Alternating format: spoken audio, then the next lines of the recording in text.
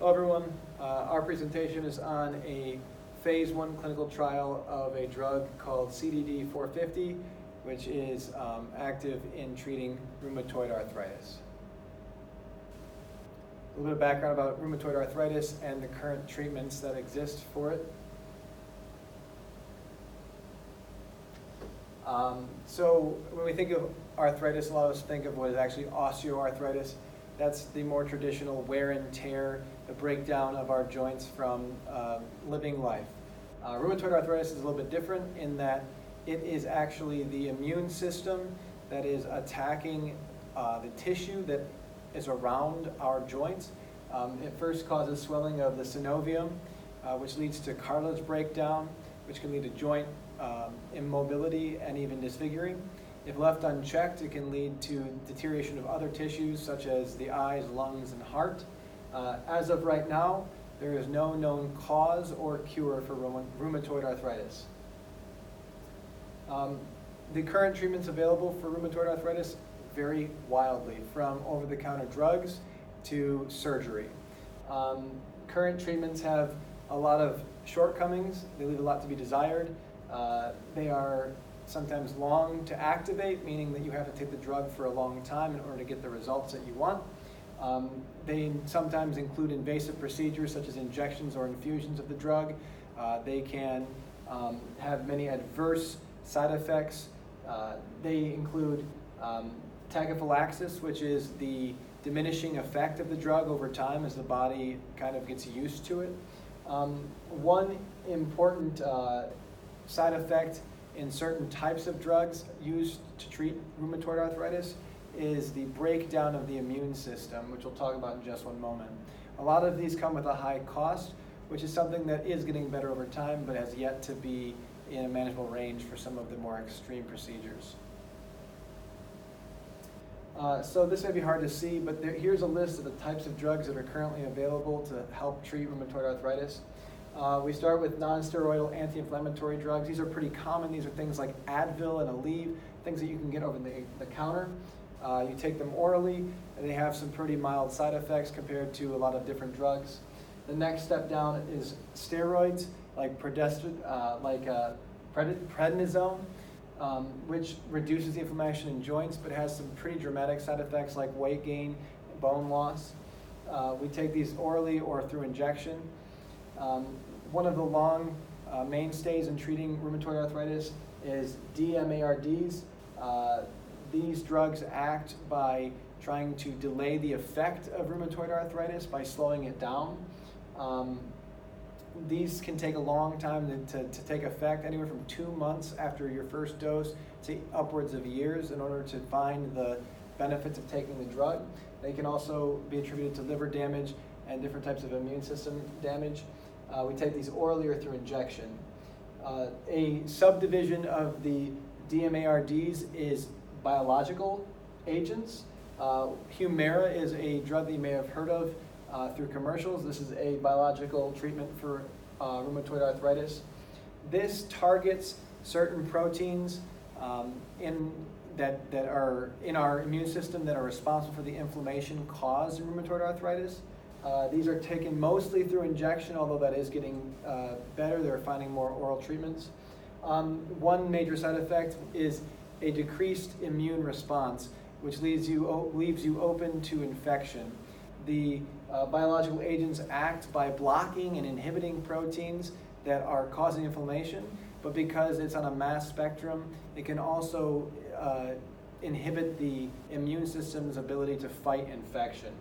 Our drug, CDD-450, is a more selective targeting inhibitor of those same proteins, which would inhibit the proteins that are causing the inflammation of the joints, but would also cause, you can go to the next slide, but would leave other immune system functionality unaffected. Some benefits of CDD-450 are that the medication can be taken orally, so no invasive injections or infusions. Because of this, it would be cost effective. You don't need a doctor's appointment to be able to take your medication. And again, it would hopefully not have the same immune system side effects as before.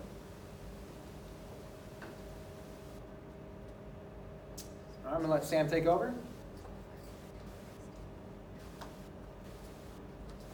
Hello, so Jake and I decided to propose a phase 1 clinical trial of CDD 450. Our goals of this study were to determine the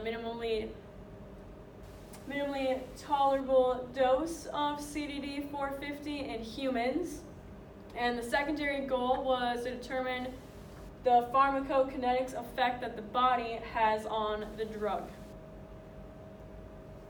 So then we had patient eligibility, what patients could participate in our trial, what ones couldn't. So main things for the inclusion criteria was that they needed to be diagnosed with rheumatoid arthritis at least 3 months prior to our study, and they needed to be on MTX therapy for at least 3 months and be on a stable dose of that for at least 4 weeks. Then the BMI had to be 19 to 38, so good weight to a little bit overweight, so pretty much healthy BMI range. And then the main exclusion criteria was that they could not have tuberculosis. So the next is our dose escalation schema. We had to find the severely tolerable dose in rats, and that was severely toxic dose in rats, and that was 10 milligrams per kilogram. Then we converted that to the safe dose for humans, a safe starting dose, and that is 6 milligrams per meter squared. And then our proposed dose escalation scheme, well, we followed a Fibonacci sequence, 6, 12, 18, 30, 48, and so on. So up next we have a flow chart. Again, it's a little hard to see, but we did a 3x3 like flow trial. We're going to start with 3 subjects, give them all our starting dose. If less than a third of them have that, less than a third of them experience DLTs, then we will proceed to the next dose. If 2 or more of them experience DLTs, we will stop the trial, and if 0 or only 1 of them do, we'll up it to the next dose and keep going.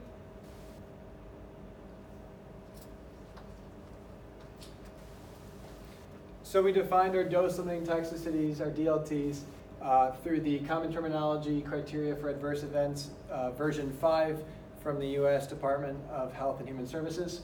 For our definition of DLT, it will be defined as one of these events that are of grade 3 or 4 adverse in a reaction that is related to CDD 450.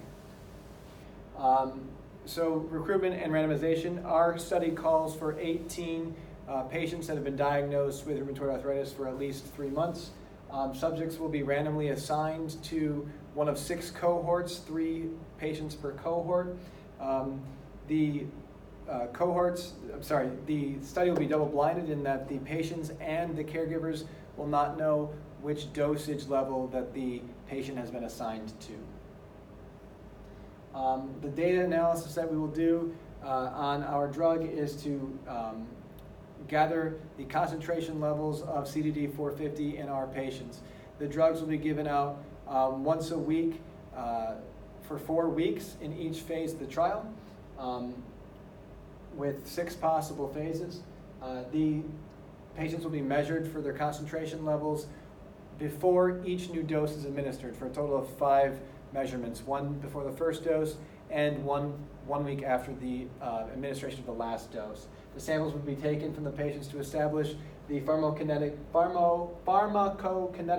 parameters of the Cmax, Tmax, and AUC measures of our new drug. And these measurements will help us in answering the secondary objective of our study. Thank you. Any questions? Not really, though, because we're not there.